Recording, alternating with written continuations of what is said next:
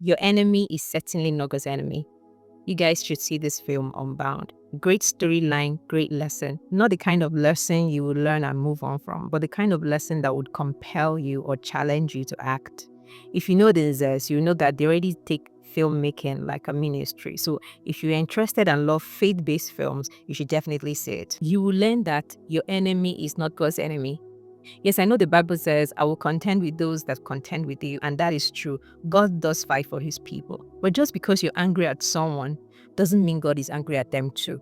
God's response is not dictated by your emotions. If everyone who offended us were God's enemy, many Nigerian politicians will not be here. Now, this is not a license for you to be cruel and treat people anyhow, all right? Because there will always be a recompense for the wicked. Even David faced a fair share of the consequences of his wrongs. But that judgment was solely on God to decide. So you don't get to tell God how to act, how to judge, or how to love. True story. I remember the first time I was led to pray for people who I felt hurt me, like family, right? It was very tough. It was very, very tough. But then I noticed that as I continued praying for them day after day, whatever I felt for them was fading away. Here's the truth. The weight of offense and unforgiveness is usually on the person who is offended, not the offender. The one holding the grudge is usually the person carrying the weight. Like I said, this is not a license for you to be cruel and treat people anyhow.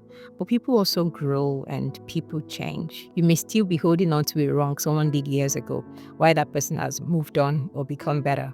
So this film will teach you that forgiveness is not for them, but it's for your freedom.